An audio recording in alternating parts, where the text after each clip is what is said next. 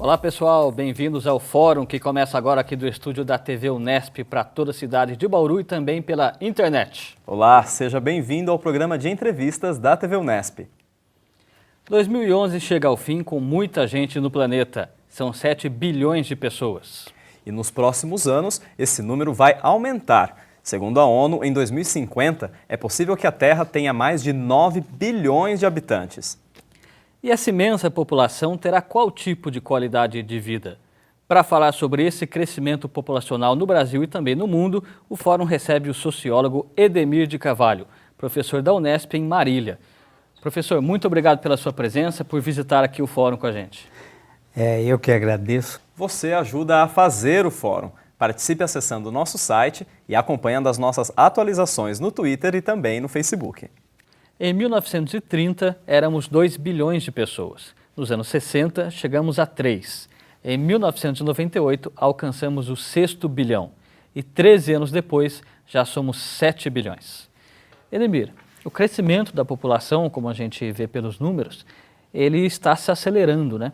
Quais os motivos, o que levou a população a ter esse grande aumento em períodos cada vez menores? A partir do início do século XX, nós vamos assistir um crescimento geométrico da população. Não é? Em 1900, nós tivemos a entrada de 1 milhão de italianos aqui no Brasil. Não é?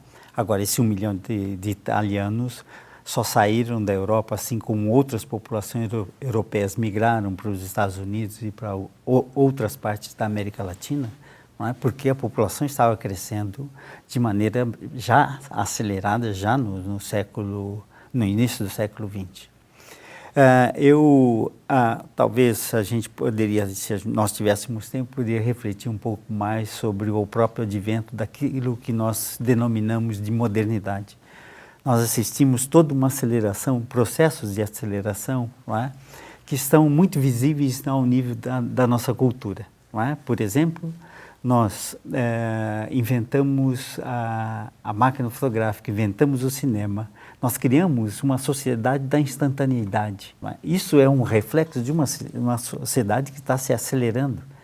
Da mesma forma, não é? O crescimento da população, ele tem uma similitude com esses processos que estão na nossa cultura, dado que a cultura não é algo particular, não é?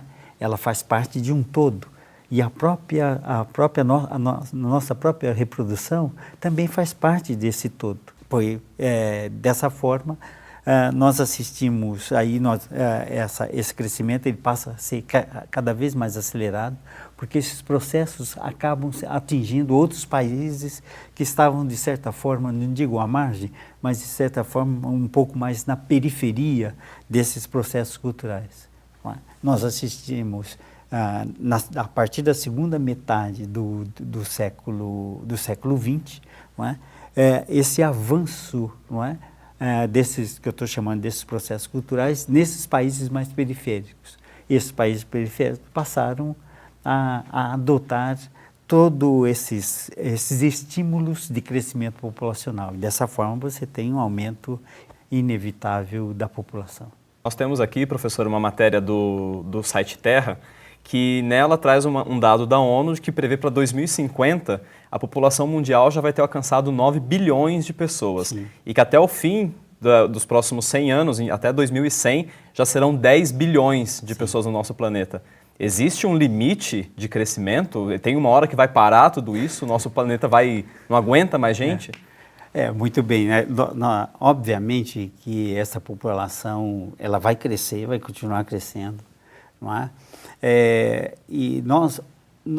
A sociedade vai ter um autocontrole, não é? Desse aumento de população. Nós não vamos nós já estamos enfrentando uma crise, não é? Em termos da própria sustentabilidade, não é? No que diz respeito às condições de vida dessa enorme população, não é? Você tem países com graves problemas, nós temos na América Latina mesmo, são mais de 220 milhões de miseráveis na América Latina, não é? A África, então, nós temos problemas gravíssimos na África, de fome, de miserabilidade, enfim, de condições precárias de vida. Agora, em relação a esse aumento mundial da população, obviamente que a sociedade ela vai encontrar medidas de autocontrole, não é? Não pensadas no autocontrole que nós tínhamos até os anos 50 ou meados dos anos 50 de controle de natalidade ou coisa desse tipo. Se nós observarmos o próprio crescimento da população e o crescimento que nós chamamos de crescimento vegetativo no Brasil, não é? As famílias são cada vez menores, não é? E até ia mencionar isso, só antes da gente ir para o intervalo, eu queria fazer uma última questão para o senhor, o seguinte, na década de 70, cada mulher tinha em média 5 filhos, né? E hoje essa média é próxima a 2 filhos por mulher, né? E há uma teoria de que com essa redução o Brasil caminharia para uma situação melhor, de mais conforto, indicadores de saúde melhores, né? O senhor também vê dessa forma? O Brasil está caminhando para indicadores, um padrão desenvolvido melhor ou não? O que nós podemos inferir dessa questão do crescimento, não é? Quer dizer, do número de filhos por casal, o número de filhos hoje, não necessariamente você tem que ter um casal para ter filhos, não é? O que nós podemos inferir daí é que nós teríamos dificuldade para garantir uma melhoria da qualidade de vida, principalmente da população mais idosa. Isso sim, né?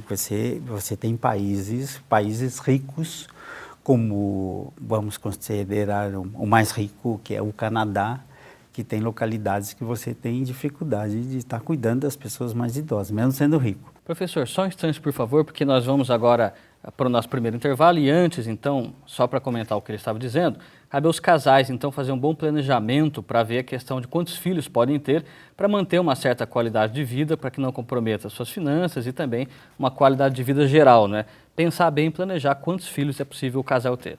Nós vamos agora para o nosso primeiro intervalo e voltamos daqui a pouco. Fique ligado, até já!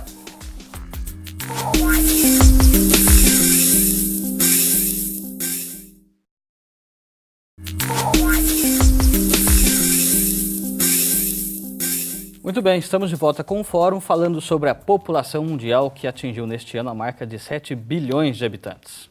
E quando a gente pensa nessa grande quantidade de pessoas, o primeiro problema que vem na nossa cabeça é a falta de alimentos.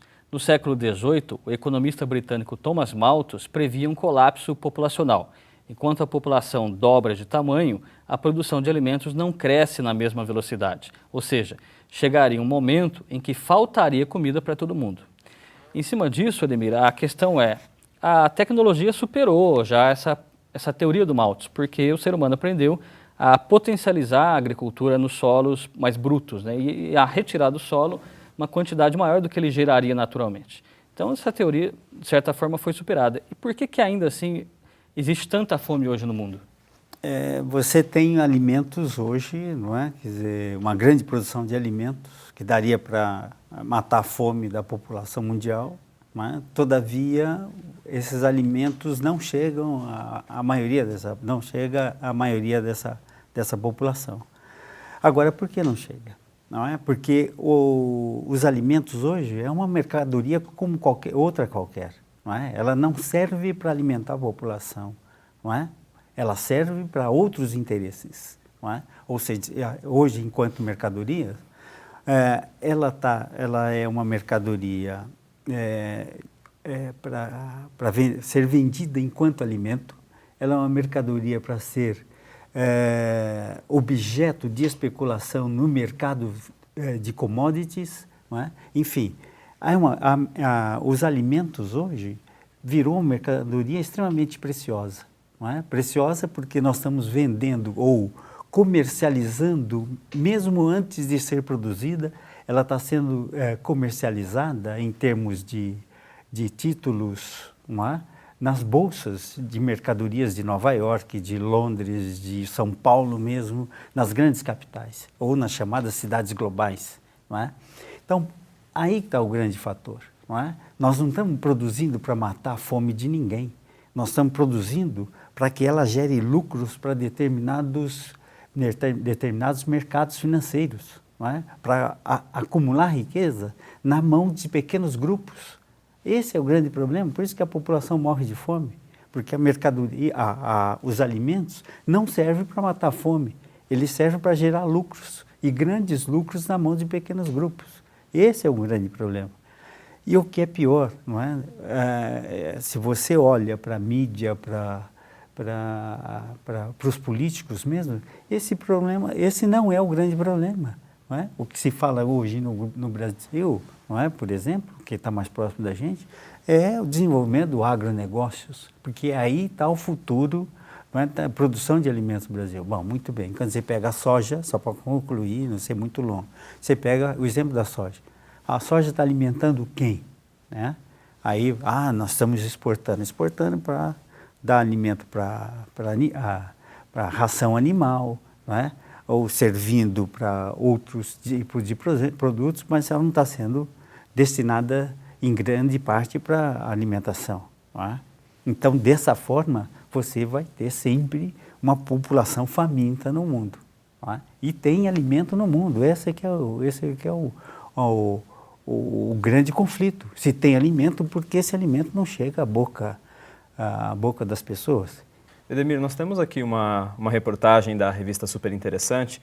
Ela traz um outro dado da ONU, dizendo que em 2015 a gente deve ter no mundo cerca de 23 cidades com mais de 10 milhões de habitantes e que nos próximos 10 anos outras 600 cidades vão ter mais de um milhão de pessoas.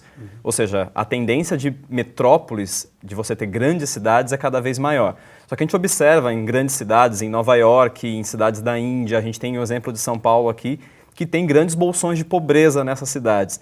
É viável você ter uma cidade tão grande assim? Olha, é viável. Não é? Quer dizer, só corrigindo um pouco o seu dado, não é? Nos últimos 30 anos nós saímos de 4 cidades, não é? Acima de 10 milhões, hoje nós temos 24 cidades, já temos 21 cidades. Então, ao invés de 23, já são 24 hoje. Isso, são 24, corrigindo, com mais de 10 milhões no mundo. E se você observar as megalópolis onde elas estão, não é? Você tem uma grande cidade, elas estão na maioria dos países pobres. Não é? Por exemplo, a maior cidade é Tóquio, com 37 milhões. Não é? Depois você tem Nova Delhi, na Índia. Você tem São Paulo, não é? Nova Delhi acho que 24, São Paulo com quase 21. Depois aí as outras, a grande maioria, você tem Cidade do México em 4º lugar. E depois aí você tem as outras cidades todas, vamos chamar assim, abaixo da linha do Equador. Não é? Aí vem essa ideia, não, as grandes cidades não são viáveis, Tóquio não é viável. Quem é que vai dizer que Tóquio não é viável, não é? Que é uma sociedade que tem um nível de mobilização e organização muito alto. Claro. Mas então como resolver esse problema, por exemplo, dos bolsões de pobreza nessas cidades? Porque a gente acaba tendo a impressão de que onde tem mais gente, tem mais pobreza. Isso. É assim? Então, muito bem. Não concordo com isso. Onde tem mais gente, tem mais pobreza. Não, Tóquio tem mais gente e não é mais pobre. Não é? O que é? Você tem países pobres que desenvolveram grandes cidades, megalópolis, ou vamos pegar o exemplo mais próximo que é São Paulo. Não é? Você tem bolsões em São Paulo. Mas aí fala assim, mas como é que a gente resolve isso? Não é? Muito bem, se a gente for para a linha de que os recursos são escassos, São Paulo não tem grandes recursos para resolver os problemas, né? Mas nós temos possibilidades de discutir politicamente o que é prioritário, não é? O que é prioritário em termos de ação, não é? Em termos de políticas, quando eu digo políticas de Estado, são políticas permanentes, não é? Políticas que, por exemplo, você não pode ter água contaminada servindo da população para beber, não pode. Então, isso é política de Estado, ter água potável para todo mundo. Muito bem. Então, vamos discutir, os recursos são poucos, vamos discutir o que é prioritário, estabelecer metas de prioridades. É uma decência política, uma decência de arena política. Quando eu falo política, não estou falando de política partidária, mas de política de equalizar os diversos interesses, não é, que estão em conflito na sociedade. Muito bem, então fico alerta aí para os governos que se articulem nacionalmente e também procurem os organismos internacionais para manter o diálogo, porque estamos falando de população mundial, não é um fórum só nacional. Então, os partidos, os governos precisam de seriedade para ter esse diálogo também na ONU, nos organismos internacionais e pensar nas populações. Nós vamos para o nosso segundo intervalo e voltamos daqui a pouco para o terceiro bloco do fórum. Até já!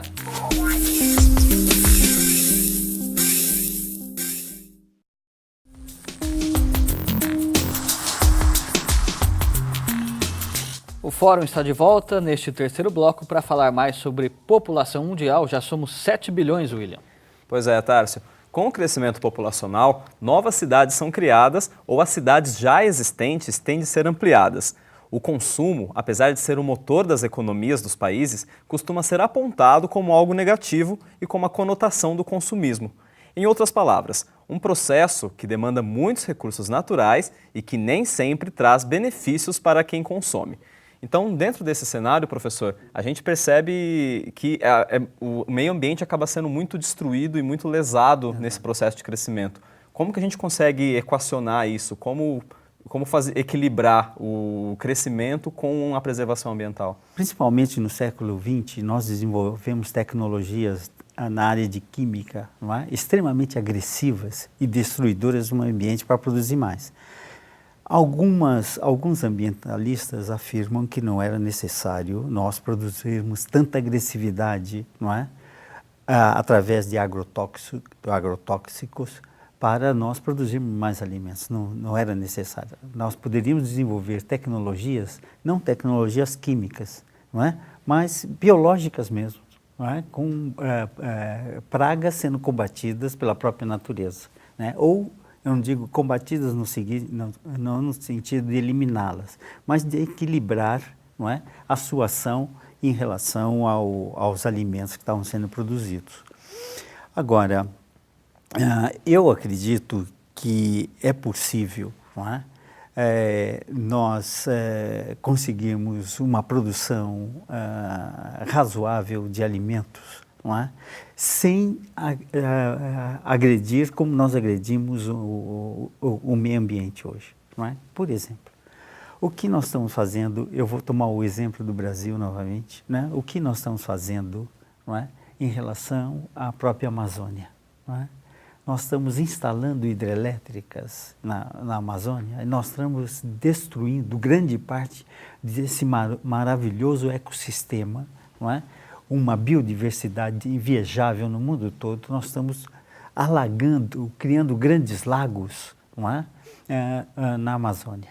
Não é? São árvores destruídas, são uma fauna sendo destruída, enfim, é uma destruição que os economistas, é lógico, que defendem, não é? Isso. Não é? Defendem porque aí diz, não, nós precisamos de energia, nós precisamos gerar mais empregos, tudo isso é balela, né? Nós vamos continuar com desemprego mesmo com essas hidrelétricas. O que vai restar é lógico, você vai ter um ganho na economia, mas por outro lado você vai ter uma perda muito maior no que diz respeito a essa rica biodiversidade que é a floresta amazônica. Ao mesmo tempo que nós avançamos com essas tecnologias de produção de mais alimentos, não sei o quê, nós jogamos uma área de sombra. Nós produzimos grande conhecimento, mas jogamos uma área de sombra enorme, não é? Na medida em que nós destruímos, não é? Nós destruímos esses saberes, esses outros conhecimentos que vão ser, no caso das hidrelétricas, que vão ser submersos, né? Vão estar submersos por essas águas. Essa sua fala nos leva a uma reflexão muito grande. Então, para finalizar, eu queria perguntar o seguinte: como que você vê o futuro da população neste século XXI e saber se você é mais otimista ou pessimista em relação a isso? Eu acredito no seguinte, que da mesma forma que nós tivemos um colapso do leste europeu, nós estamos vendo a China mudar todo o seu regime, e isso não foi de forma tão isolada, né, de forma tão absoluta, mas porque também o mundo capitalista, a sociedade capitalista, necessariamente ela vai ter que sofrer radicais transformações, não é? Isso por conta da própria sobrevivência, não só da própria população, não é? Mas também da própria sobrevivência do que nós poderíamos chamar de socialismo, de capitalismo no futuro. Não é? Muito bem. Então, dessa forma, eu tenho uma expectativa, não é? De que, não é? Eu não acredito numa grande revolução, não é? Mas de micro-revoluções ou de micro-transformações necessárias, não é? Necessárias à própria sobrevivência da sociedade, da população, consequentemente, né? E dessa forma eu vejo com uma pequena esperança de que nós tenhamos um mundo melhor, mas isso sem nós pagarmos um alto custo social que nós já estamos pagando, não é? O futuro vai cobrar e vai cobrar muito caro da sociedade atual, não é? Para que ele seja melhorado, não é? E essa cobrança nós temos uma dívida enorme, por incrível que pareça, é muito paradoxal isso, mas a dívida fomos nós mesmos que construímos e estamos construindo essa dívida. E não passa por grandes soluções econômicas e coisas, não adianta pensar nisso. Nós temos que refazer, não é? Reinventar o mundo. Edemir, muito obrigado pela sua presença e por essas reflexões sobre o nosso crescimento populacional e os desafios que vamos atravessar. Ok. O fórum de hoje fica por aqui, mas no nosso site você encontra outras informações sobre o programa de hoje e também pode participar das nossas próximas edições seguindo os nossos perfis nas redes sociais. A gente termina o programa de hoje desejando que em 2012 você continue ligado aqui na TV Unesp. Muito obrigado pela sua companhia. Nós nos vemos então no próximo fórum. Até lá! Até mais, até o ano que vem.